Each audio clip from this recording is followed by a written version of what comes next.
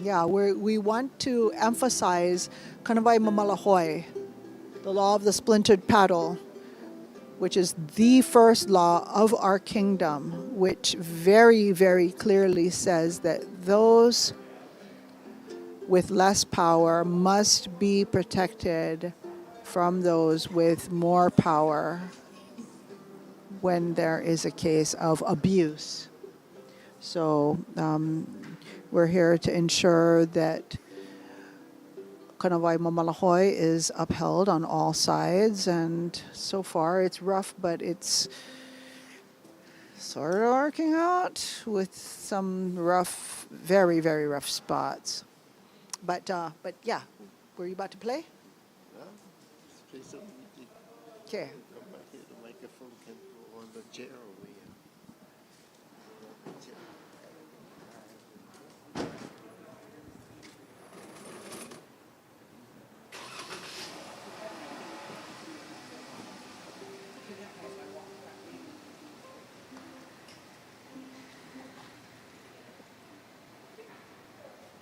We should play one of Grandpa's songs. I don't know if I know all the words to them.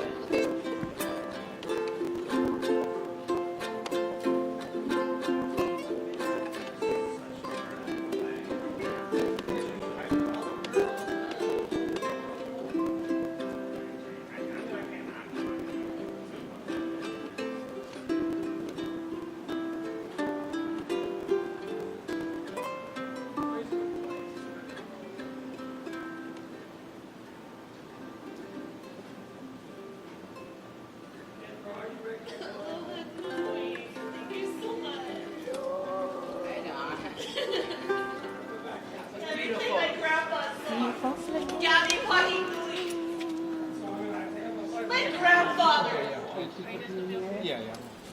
Thank you, Uncle. For being here, Uncle. Sorry. Okay, okay. Yeah. Take care, yo. Yeah, thank you for being here. Keep you guys safe. Yeah, man. Keep the water calm. Okay. Take care. Okay. You guys gonna be safe traveling? Yes. Yes. Traveling in and out of the building at night, or you? Oh no, I don't stay here. Okay. Just hold on. Okay. We'll go as soon as we'll go as soon as.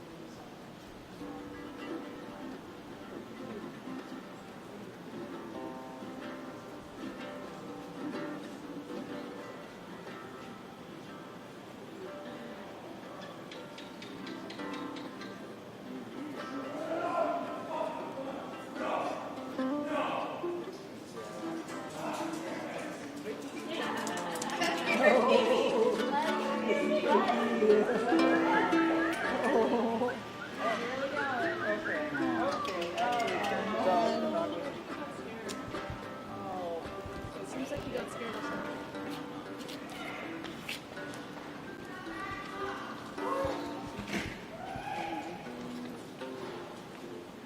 Yeah, we'll talk to you later. Okay, yeah. So let's Okay. talk soon. Yeah. Travel safe. The whole Okay. You guys let us know when you get home too? Yeah. Yeah, we will. I'll send a message. Yeah. Maybe I don't know. I'm so tired. Thanks. maybe we will whatchamacallit. Come here for just one moment though. Okay, just so that while we See the have natural. All right. just for a second. Okay. So we're here at 1136 Union Plaza, right? That's right. Yes. Yeah.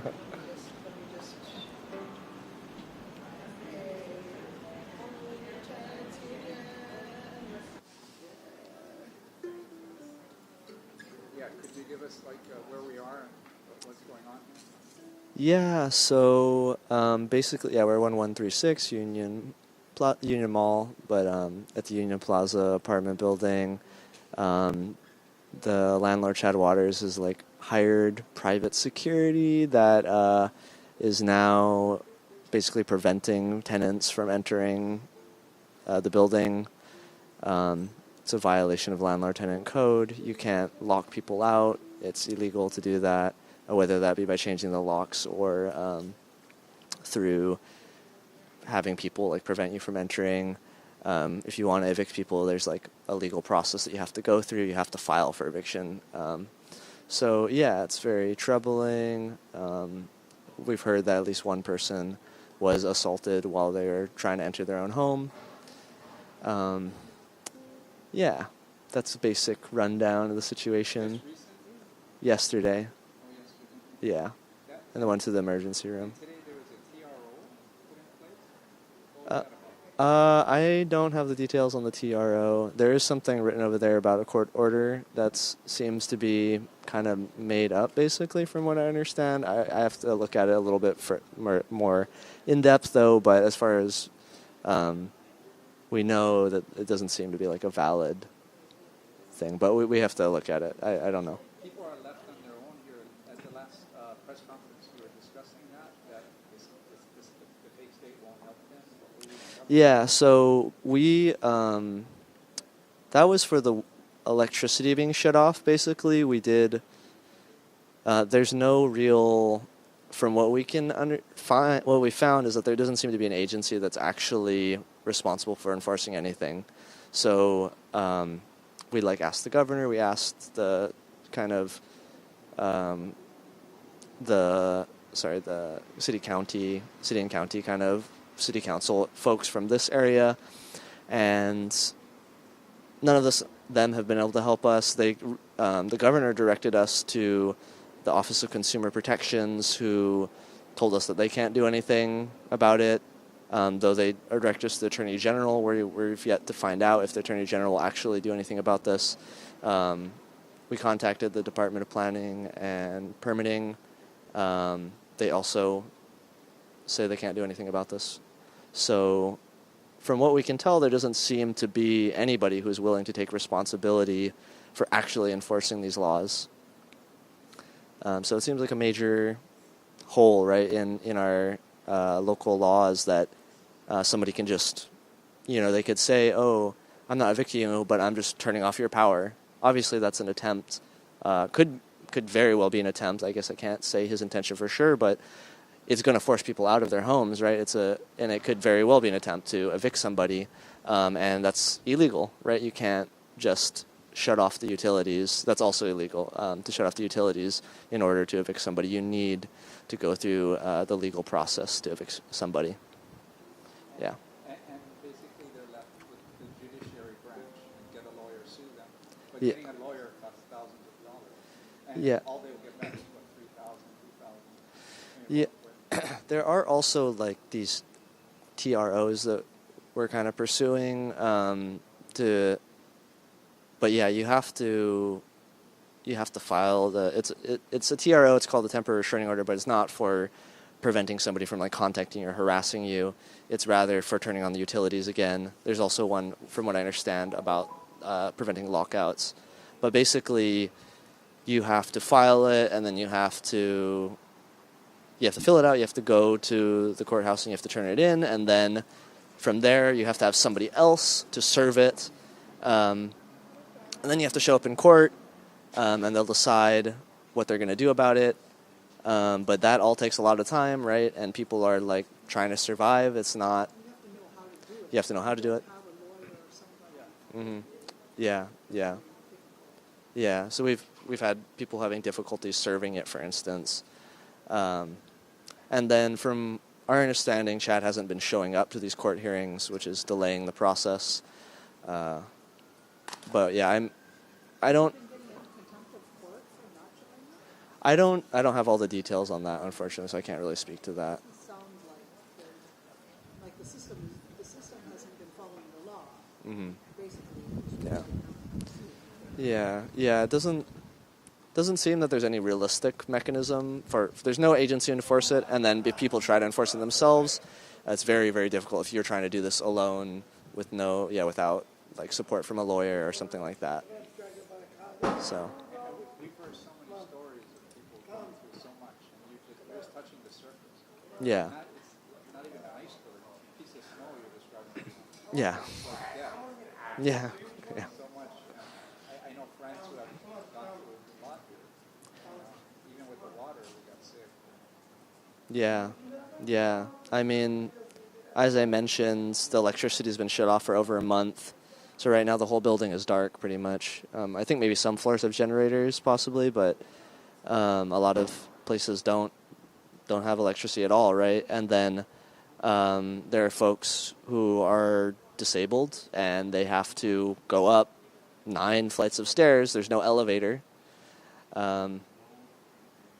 It's a really terrible situation. Yeah. Reminds me of Sinclair's The Jungle, that book from 1930, 1910.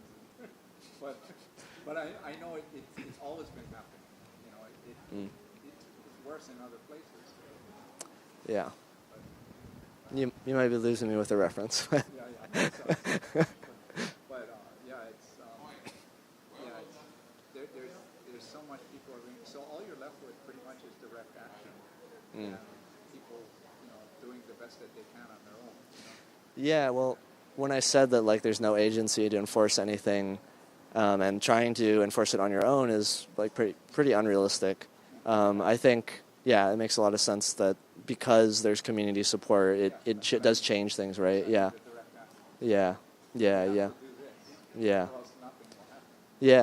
And I do think it made a big difference having all these people here. I think other people have tried to enter before. I didn't explain, but the police were here. It was like this whole ordeal. People were being prevented from entering. The police didn't seem to know how to handle the situation. They seemed pretty unfamiliar with the landlord-tenant code as well. So there's a lot of confusion. In other cases, from what I understand, people may have tried to enter in. The police didn't really help them. So I suspect it made a difference having like 10 people here who are paying attention and like talking to the police and actually, in some cases, educating them on the landlord-tenant code. So I think that seems to have made a difference in this case. Yeah. We're bringing up some other things. The history of this.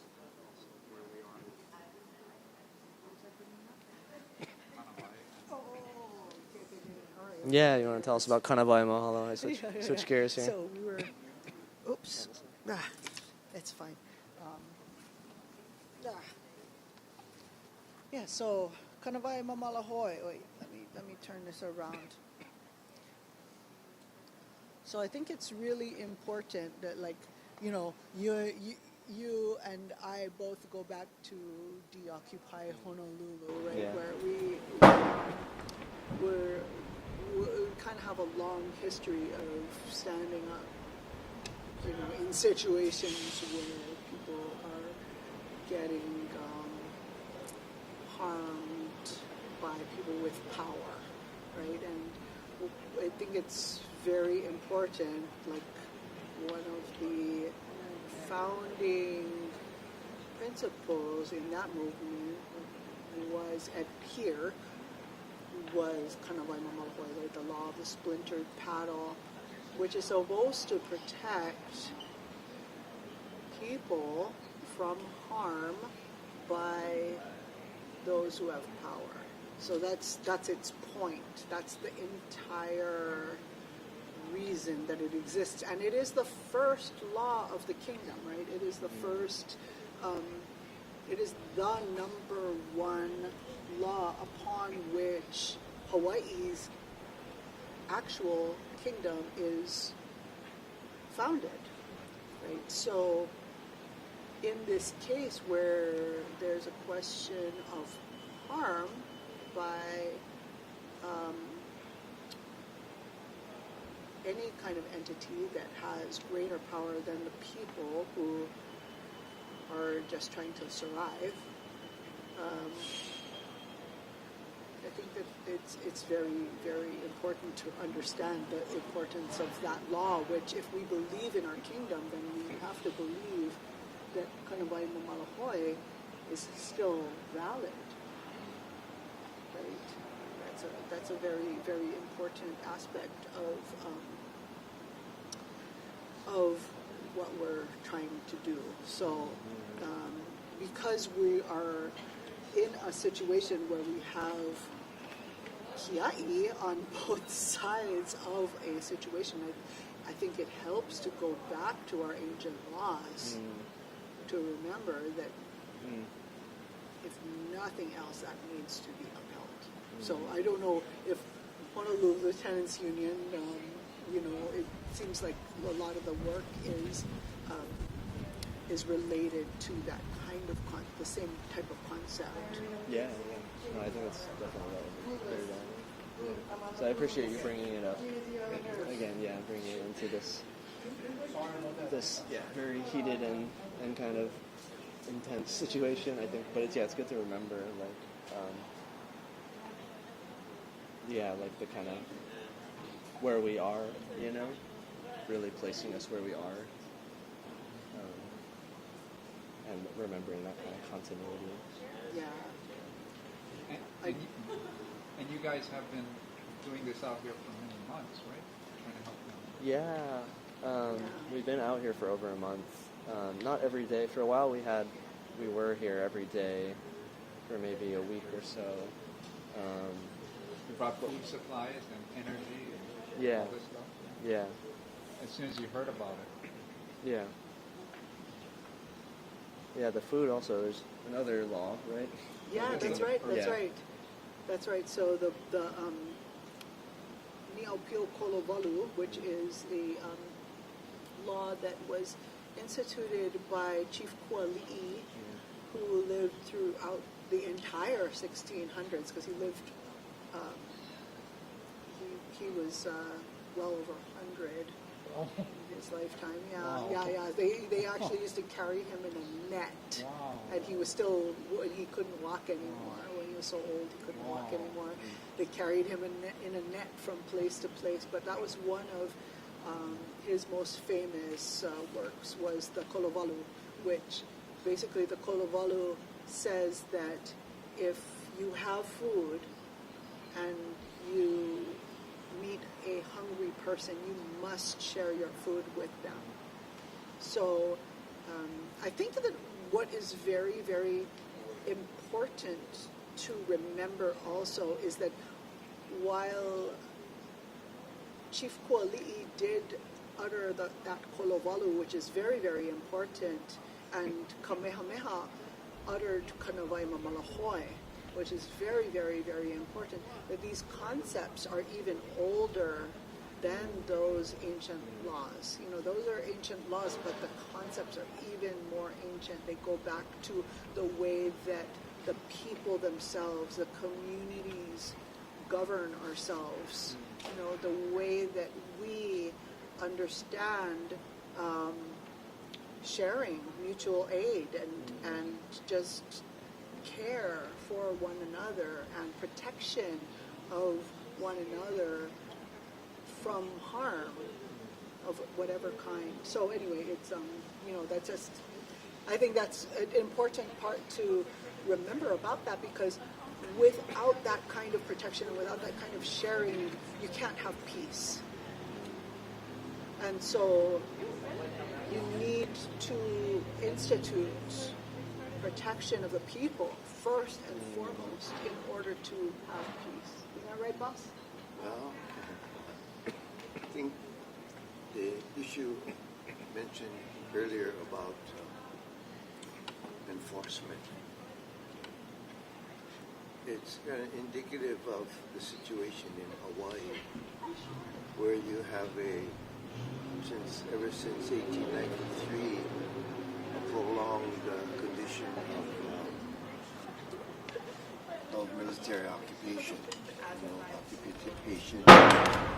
The history in the Hawaiian Islands is becoming clearer as we go forward, and whether or not his political history, was it an overthrow, was it a usurpation, whose territory is this? Is the Kingdom of Hawaii still valid? You have international laws, you have issues of violations of treaties and of international law, which comes right out of the Congress of the United States in 1993, as the United States and powers that be attempted to deal with the situation that occurred on January 17, 1893, when things went into a lawless condition.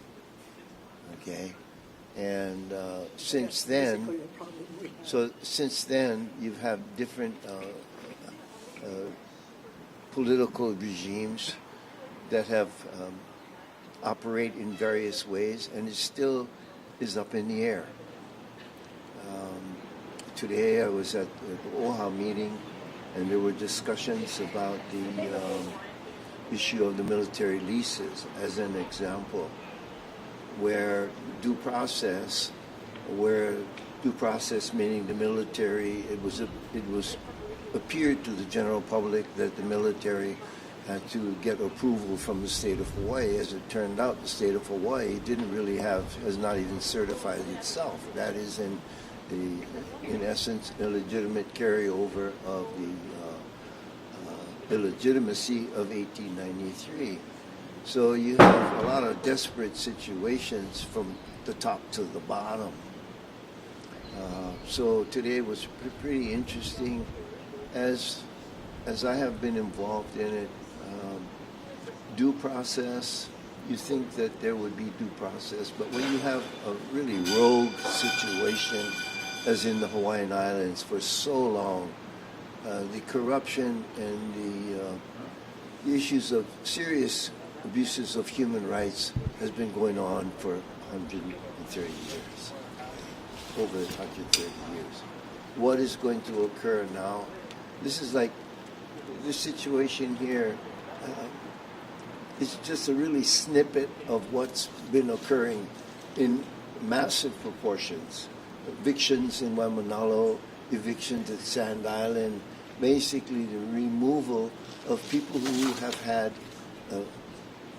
Kanaka people, descendants of the people who actually stood with the Queen, to lose their protection to their vested rights, vested civil rights, vested rights in property. So as this is just a touch of the iceberg that's been melted down, and it's very hard to to get a picture of what has happened here, to the point where what happened to where are the Hawaiian people here? Well, they've moved out. And the acceleration of the movement of the Hawaiian people, these are Hawaiian nationals who have gone through that, they've been forced out. There's been an intentional collapse, a cultural collapse, a political, to create a condition where people would just leave so that you would then bring in and replace and modernize the form of occupation. Okay? And this is one thing that needs to be more clearly identified. Like if you talk about annexation, even at the Moha meeting tonight, part of the profile of the Office of Hawaiian Affairs stepping up, they say, well, yes, we have the Newlands Resolution, annexation. So these are the things that we have. But the Newlands Resolution was not really an annexation. There was no annexation. There's never been a treaty of annexation. So there's a lot of clouds in the air. And sometimes it's bright and sometimes you can't see it because there's a move. So you have all of this. Things are not in order here. And like I say, I'm glad to be here. It's very unfortunate. You wonder how are the younger generations? If you can't rent a place and be secure there, make agreements with landlords and they don't honor them and there's no process. That's why you see the people suffering in the future generations. Those who are older, who are disabled, they're particularly vulnerable, but everybody's vulnerable. So I just that's where I went when you mentioned really point is where is the enforcement of who's going to uphold these things called human rights? Who will uphold laws that were designed to maintain order and protect people from abuse? Where is the United Nations, international, people say they scoff at international things. But if you're going to scoff at that, then you're really, it's really a disgrace. Because, and so, like Hawaii, for instance, in 1946, when the United Nations was formed, it was conceded that there are many peoples, indigenous peoples, countries, places, and their territories that have been consumed up in wars, World War I, World War II. So at the end of World War II, you kind of had to at least attempt to piece things back together.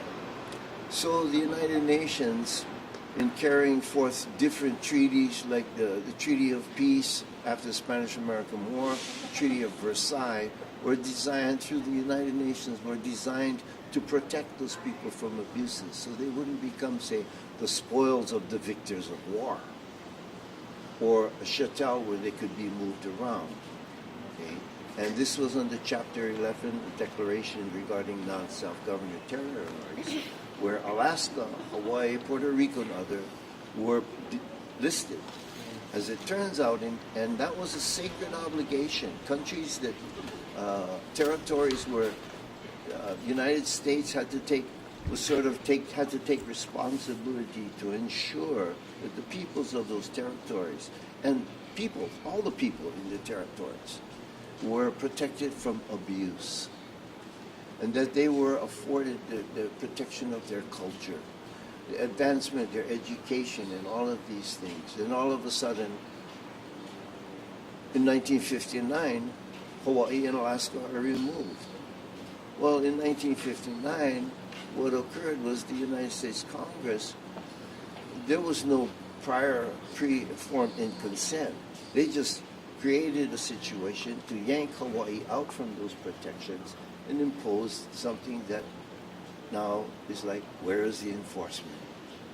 What has happened here? Did the situation, as it was intended to get better, has it actually gotten worse?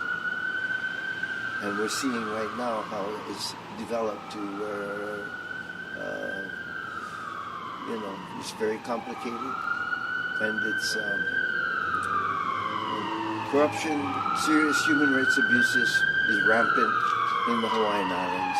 That's all I mean, keeping it there is saying, you know, there's a lot of issues to come. And I'm glad that tonight is not like last night, where there were physical confrontations and stuff like that. And so we're here to play a little music, you know, play So Calm the let's- Beast a little bit, so to say.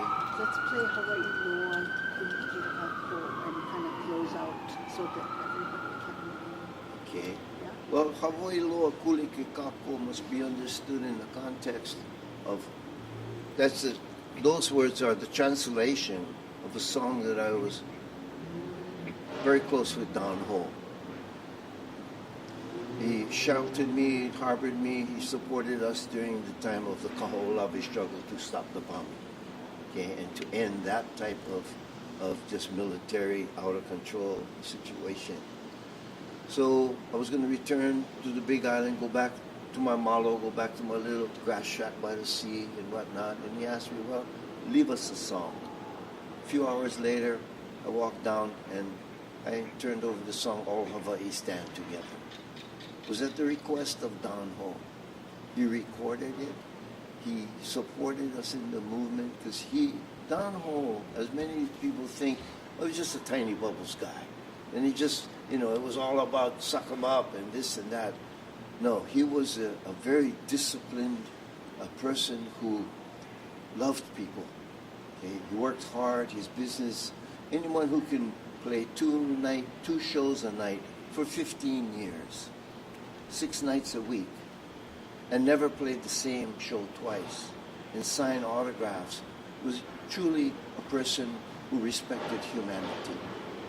Plus, he also Okay. funded a lot of the. He was movement. very supportive because he knew. I mean, Don Ho's comments at the congressional hearings that he went to testify with this sort of, well, how do we fix this? So the Congress steps up towards apology, whatever.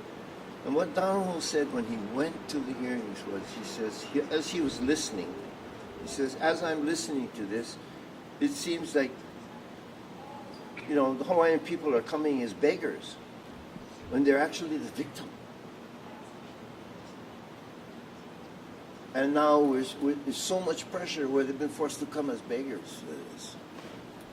I wrote the song, Entipilahi translated it into Hawaiian, Hawaii Loa Kulike Kako. But it's very much like something like the Mamalawa Kanawai. Don Ho, he cared about it. And he knew what the struggle was.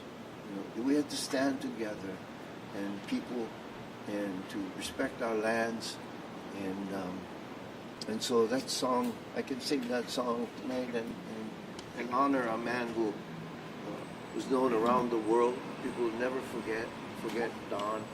And his spirit still lives. Came to me in a dream, actually, and he was really concerned about what was happening in Hawaii.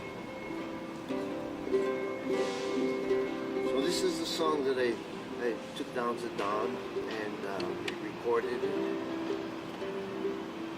And it was simple. I just told the story of my life because I grew up in Waikiki. I grew up at the foot of Kamehameha statue. My babysitters after school, when I was going to school, were the blind vendors. It tells you a lot about Hawaii.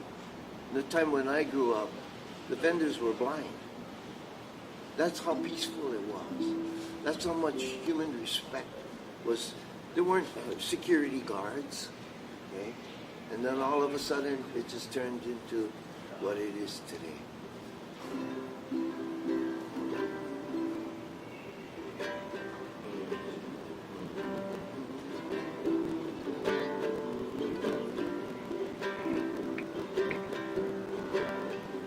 As I travel from place to place, some familiar and some are strange, to hear the ancient chantings of our home. As I listen to the stories, my eyes have seen the glories. So let us praise our voice in song to save our land.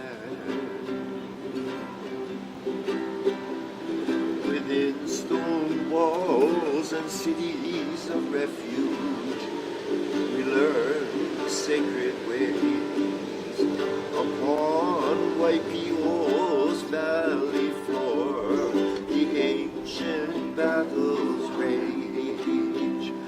From the barren slopes of Kaho'olawe and shores of Kahana Bay, we shall claim our lands from the barking sands to the valleys of Hanalei. So all Hawaii stand together. It is now and forever to raise your voices and hold your banners high.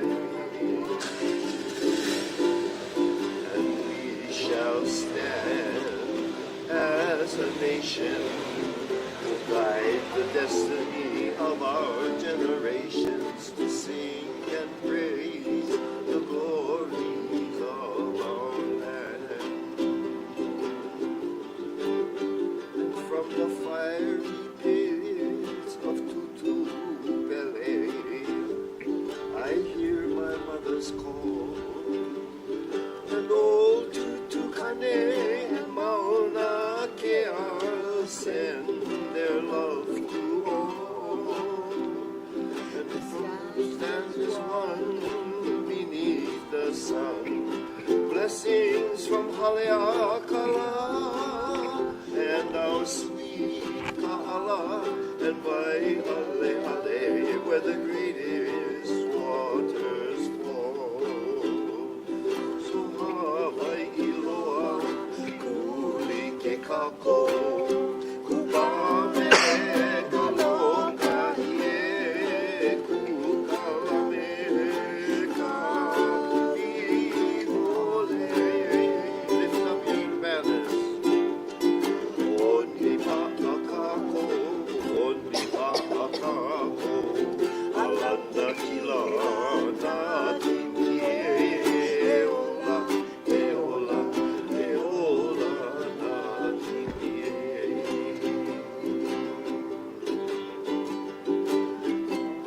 Hawaii stand together. It is now and forever to raise your voices and hold your banners high.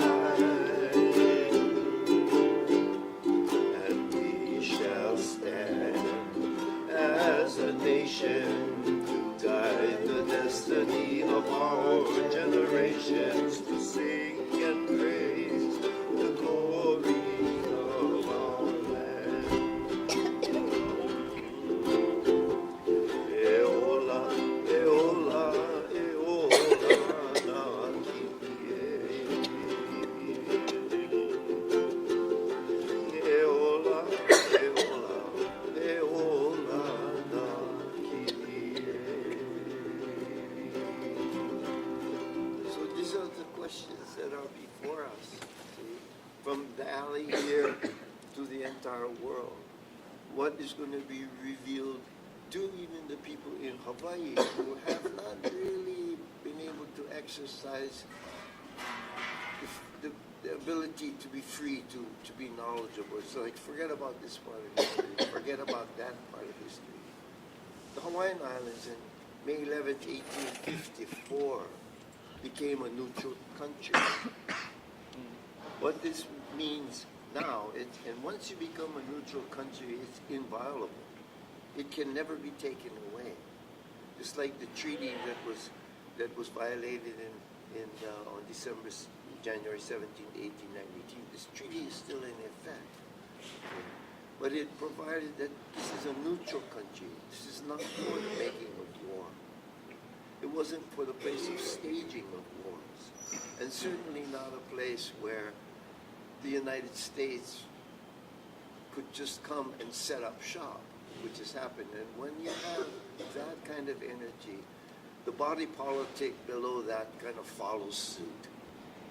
If the United States, there's no one to hold the United States accountable internationally, then nobody has to really worry. It depends how strong your mob is, how strong your gang is, where your money is, and that's the condition that we're dealing with. Okay? That's in essence of what's going on. No enforcement in the alley, no enforcement internationally. This threat now is just the whole situation with NATO coming in and the advancing of the military coming into the Pacific, the Indonesian compact alliances. I mean, where is this really going? That's why Kamehameha III acceded to the principles to prevent that, to preserve a place that in time of war or would be a place where you can be active in peace building, not war making. And this is the challenge that is before the Hawaiian Islands and the Hawaiian people. So this is the small microcosm of the bigger picture. There's some kind of something in the air that's not good. Well, no, We it's the termite fumes and stuff. I think it's not good. Well, Yeah, so that's, we're being aerated. Yeah, yeah, I think it's time to close up. Well, I'm gonna run out of battery in 1 minute. Nobody's screaming and fighting. It seems like it's not going. Hopefully, when we leave, that things become stay calm like this, and appreciate that all of the authorities were able to get the jurisdictions worked out, and so now we know where to be, where the safe zone. Mahalo hotu. And blessings upon all the people who are going through this incredible, disregard for humanity, for the safety and stuff.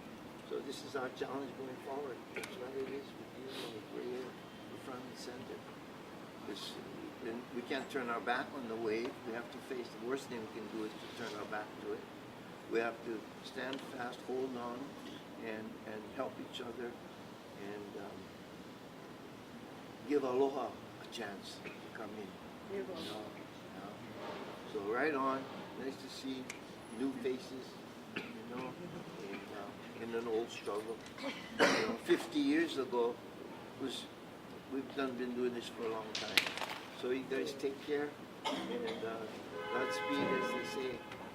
And thank you, Laulani, thank you, Oren, everybody, And we'll hope that there'll be some, initiatives with